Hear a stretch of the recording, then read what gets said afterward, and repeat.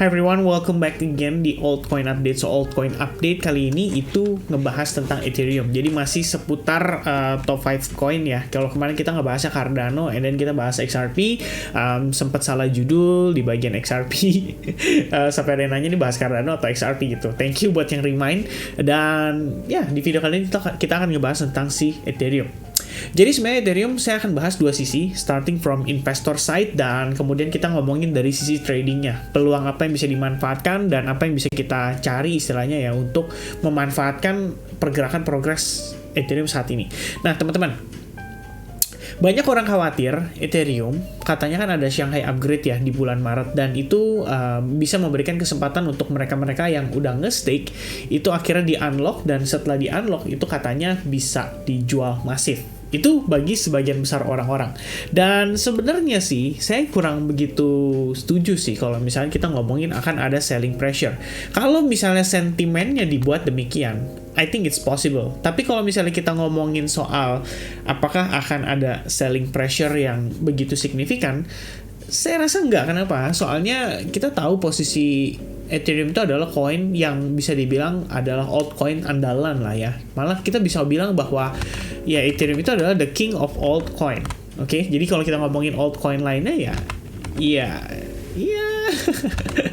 tetap mungkin patokan utamanya adalah si Ethereum. Dan mengingat situasi Ethereum itu sebelumnya bertransisi dari proof of work kemudian jadi proof of stake. Pada saat proof of work, reward yang dihasilkan itu banyak. Oke, kita nggak ngelihat ada selling pressure yang berlebihan. Itu pertama. Kedua, pada saat kita udah transisi dari proof of work ke proof of stake, which is bagi mereka-mereka istilahnya holders Ethereum, ini adalah sebuah kondisi yang bagus. Oke, banyak yang percaya bahwa ini akhirnya bisa membuat Ethereum terdeflasi. Dan memang kalau kita lihat statusnya, di mana supply koinnya saat ini sudah mulai berkurang, berarti memang benar-benar bisa direalisasikan. Dibandingkan dengan waktu zamannya proof of work. Itu peningkatan supply tokennya terus-terusan bertambah lumayan signifikan. Dan kalau dari sisi investor, saya pikir dengan upgrade yang ada, menurut saya jadi tidak masuk akal kalau misalnya somehow Ethereum malah turun atau di-dump atau dijual masif oleh mereka-mereka yang nge-stake Ethereum. Oke, menurut pandangan saya ya mungkin masih akan di-maintain mereka. Jadi mereka tetap akan nge-keep untuk nge-stake, mereka yang punya Ethereum mereka akan tetap nge-keep untuk nge-stake. Dan seperti yang kita ketahui, yang namanya kita ngomongin whales atau smart money, mereka nggak jual pada saat harganya lagi jatuh. Mereka keep dan mereka hold pada saat harganya lagi jatuh. Bahkan cenderung beli. Ya, jadi sedikit teman-teman harus menyadari juga bahwasanya as an investor, ketika kita bisa mendapatkan kesempatan untuk buyback aset di harga yang murah, di mana aset tersebut dipercaya bisa menjadi salah satu aset yang laris ke depannya, bisa menjadi salah satu aset yang seksi dan bisa istilahnya bisa memenangkan banyak hati para pelaku pasar. Dan saya pikir Ethereum adalah salah satunya. Oke, jadi kalau misalkan kita ngelihat akan ada aksi jual, mungkin itu diciptakan dari sentimen negatif. Jadi ketika orang-orang menyebar FUD ya, dalam artian nih hati-hati nih Shanghai upgrade bakal ada dump besar-besaran di Ethereum. Justru itu yang dicari whales. Jadi ketika ada orang yang mungkin sudah bisa dibilang ya menciptakan panic attack ya di market, dan in the end market panic selling, di situ whales bisa buyback. Ya, jadi ada order yang jual ya, whales bisa buyback. Ibaratnya ya, mungkin saya pikir itu make sense menurut saya. Dan yang nggak make sense itu adalah Ethereum holders itu dari dulu lumayan oke guys ya, lumayan crazy gitu loh. Sampai harga 4.800 aja nggak ada dump yang masif banget. Tapi mungkin ada orang-orang yang take profit dan itu sangatlah wajar jika mereka lakukan. Dan oleh karena itu, kalau menurut saya di bulan Maret nanti mungkin sentimennya aja yang ngebawa ke arah sana. Sama kayak case-nya kemarin Solana. Ketika orang khawatir ya bahwa Solana akan didump secara masif oleh Mt. Gox. Faktanya justru adalah retail yang banyak melakukan aktivitas selling pressure di market. Dan sampai sekarang Solana fine-fine aja, malah cenderung naik. Oke, itu adalah satu pertimbangan yang kita perlu perhatikan. Nah, Itu dari sisi investor, teman-teman silakan kalian punya research mandiri, kalian punya analisa mandiri, ya ambil keputusan berdasarkan itu, bukan berdasarkan apa yang saya sampaikan. Alright, so today saya pengen sharing sedikit tentang apa yang saya bagikan di Discord Advanced Group. Jadi dari hari ini, sebenarnya dari kemarin sih kita ngelihat ada beberapa kali ya. Jadi bukan kesempatan lah. Saya ngelihatnya dengan kenaikan Ethereum yang terbatas. Ini kan mirip-mirip dengan Bitcoin case-nya. Dan in the end ya kita naik lagi cuman untuk ngetes resistance-nya aja. Dan per hari ini, lebih tepatnya tadi jam 3 sore ya, 3.55 atau jam 4 sore, saya update kembali ke Advanced Group. Saya kasih info ETH have the same movement as Bitcoin. Tampaknya price masih bergerak dalam channel dan artinya ini cenderung penguatan terbatas. Tapi masalahnya adalah dengan penguatan terbatas ini, justru menilai dari penguatan terbatas ini perlu membuat kita aware akan potensi dari koreksinya. Ya, same like Bitcoin, I think we need some weakness before continue to push the price higher later. Dan yang saya lihat di Bitcoin pun sama, lebih kurangnya. Pada saat hari ini, ya kita ngelihat penguatan terbatas, saya pikir ini akan memberikan isyarat untuk Bitcoin terkoreksi lebih dahulu. Dan proyeksi harga target koreksinya sejauh ini adalah $20.000 untuk saat ini. So, for me, personally, ngelihat penguatannya terbatas kayak gini, sebenarnya untuk transaksi long position pun jadi agak kurang begitu serak. Dan in the end, saya juga nggak akan nge-short. Kenapa? Karena saya pikir overall movement, impulsive move-nya itu dikuasai oleh buyers-nya terakhir.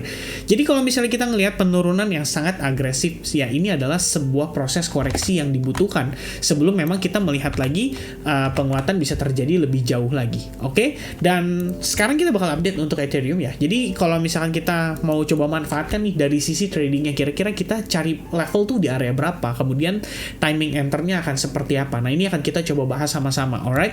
Starting from daily time frame, kita still have big fan zone ya. Ini adalah major resistance yang sangat strong untuk Ethereum so far, dan posisi kita somehow itu masih ketahan di level tersebut ya.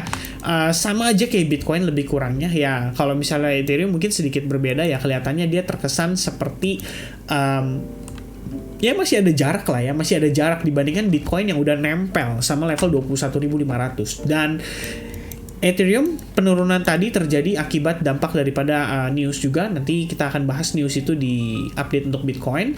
And kita ngelihat teman-teman, ini posisi Ethereum drop lumayan signifikan. Akhirnya testing ke EMA 8 time frame daily for the first time. Oke, setelah lihat berapa lama dari terakhir nempel itu di kisaran tanggal 8 Januari, and then after that kita nggak pernah ngelihat ada retest yang sampai nyentuh ke EMA 8-nya dia. Dan finally for the first time after 8 Januari, which is lebih kurang 11 hari dari waktu itu, akhirnya kita ngetes juga level tersebut. Dan ini adalah first sign bahwa yang namanya koreksi itu akan berpotensi terjadi untuk either itu Ethereum atau untuk Bitcoin atau mungkin untuk altcoins yang lainnya. Karena kalau kita lihat dari segi candle, look ya, seberapa strong candle ini, everything smooth ya, but for the first time kita ngelihat adanya spinning top pada closing candle kemarin, dan hari ini seandainya closing dengan bearish candle seperti ini berarti semacam follow up terhadap possibility of another correction yang kita bisa antisipasi dan berpotensi terjadi di harga untuk Ethereum saat ini. Nah,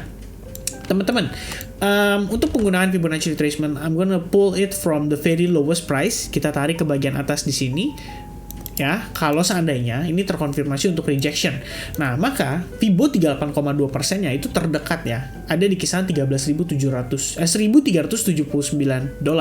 Dan maybe saya akan tambahkan 23,6% dan itu di kisaran $1,463.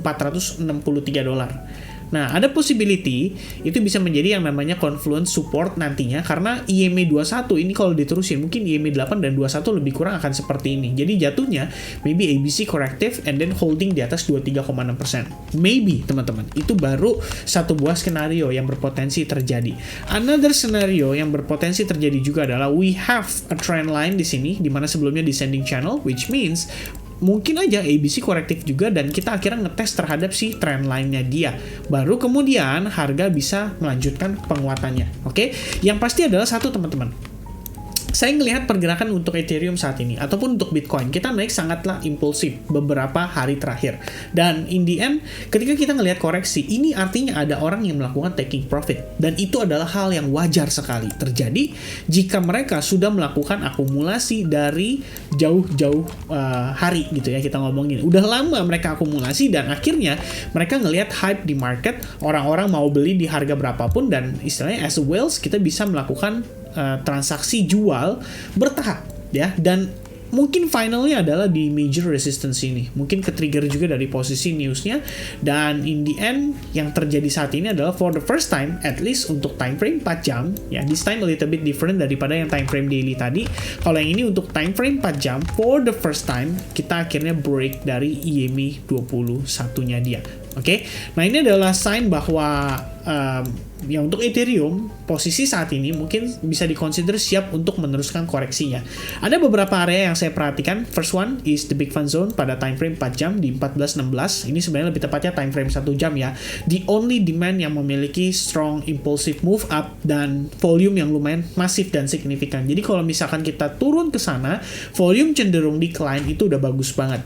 And then the next one, let's say big fund zone dilewatin. Jadi jatuhnya kayak case-nya fake out, dan ternyata fake out-nya itu ngetes ke level demand-nya di 1382, which is ya area sebelum break sebelumnya juga gitu ya. Jadi kita lihat di sini reaction, break, oke, and then sideways, and then boom, break, naik ke atas, dan akhirnya pergerakan terakhir membentuk semacam channel, dan channel ini sign of weakness. Kenapa? Kamu bisa lihat bagaimana sellers masuk untuk menekan harganya berkali-kali. Setiap kali si Ethereum berhasil create higher high, and then no higher high, sideways, flat, and then reject ya. Sekali rejection, 2 kali rejection, ketiga kali rejection menyebabkan harga break terhadap si channel. Dan ini artinya ya harusnya sih kalau ngelihat posisi kayak sekarang ini harusnya udah terkonfirmasi ya bahwa Ethereum mungkin akan mengalami proses koreksi terlebih dahulu. Nah, koreksinya sejauh mana? Ya itu yang tadi saya jabarkan ya, lebih kurang di level itu, dan mungkin sedikit minor demand ya di kisaran area 1450. Itu bisa jadi perhatian khusus juga bagi kita semua. Dan saat ini kalau kita lihat harga breakdown and then dia naik untuk mungkin retest, tapi yang pasti adalah memang di level ini kalau teman-teman perhatikan based on close candle, kita belum melihat ada close di bawah area atau level tersebut. Jadi selama beberapa hari terakhir kita ngelihat dia ketahan aja nih di kisaran 15-19. Even untuk pergerakan saat ini pun kamu bisa lihat kalau tail candle kita hilangkan, ya yang muncul seperti ini lebih kurangnya. Oke.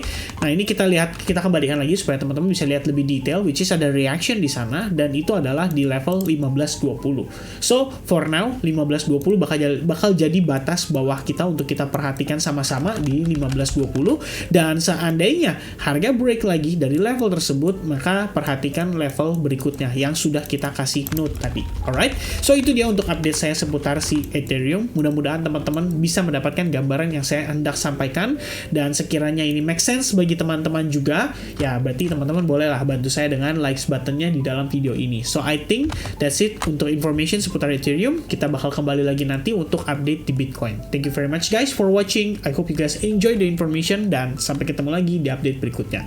God bless guys. Cheers and bye-bye.